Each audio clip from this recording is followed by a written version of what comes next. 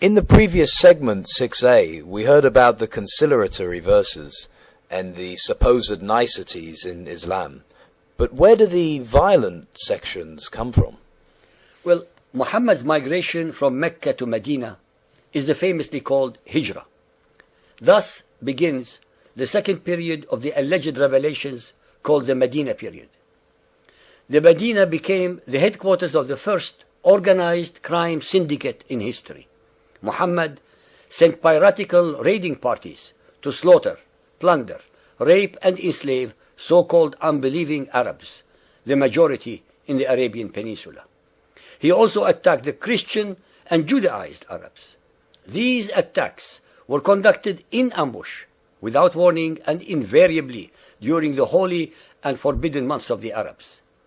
To justify any and all of his criminal and unmerciful instructions to assassinate his opponents, to attack innocent and unsuspecting other Arabs, very convenient revelations were descended upon him by Allah through the angel Gabriel, whenever and wherever he needed them, thus sanctifying his actions. It was during the Medina period that the mantra twinning and invariably associating Muhammad with Allah was also revealed. Allah and His Messenger, Allah wa Rasulahu.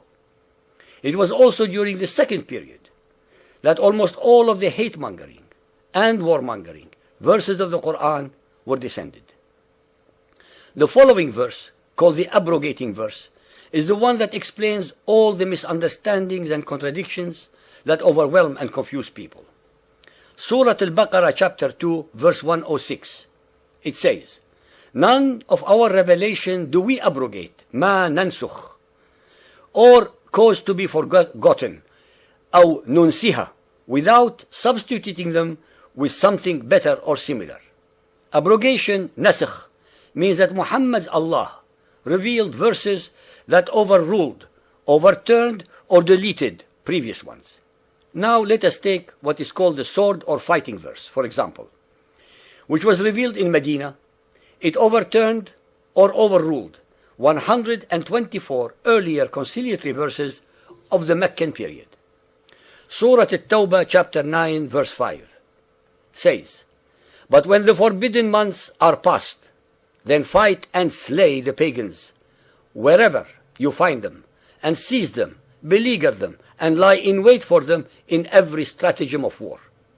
Ibn Arabi said, the verse of the sword, chapter 9 verse 5, has abrogated 124 verses of the Quran.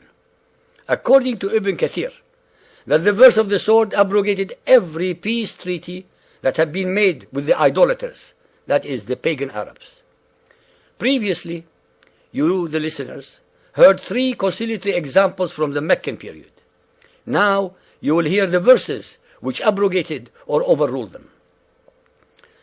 Take chapter 2, verse 256, which said, "Let there be no compulsion in religion.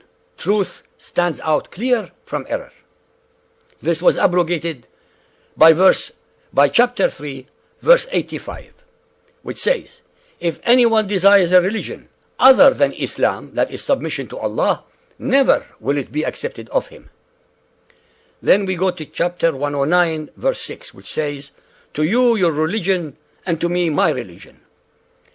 Now look at chapter 61, verse 9, which says, "It is He who has sent His apostle with guidance and the religion of truth, that is Islam, that He may proclaim it over all religion, even though the pagans may detest it."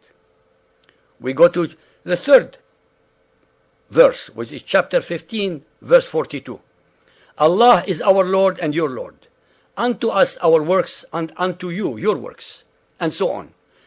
And look at chapter 9, verse 29, which says, "Fight those who believe not in Allah nor the last day, nor hold that forbidden which has been forbidden by Allah and His apostle, nor acknowledge the religion of truth, even if they are of the people of the book," that is the Jews and the Christians, "until they pay the jizya with willing submission and feel themselves humiliated." These 3 examples are but a few of the hundreds of abrogating and abrogated verses in the Quran that constitute the core beliefs that have to be followed by fundamentalist Muhammadan Muslims.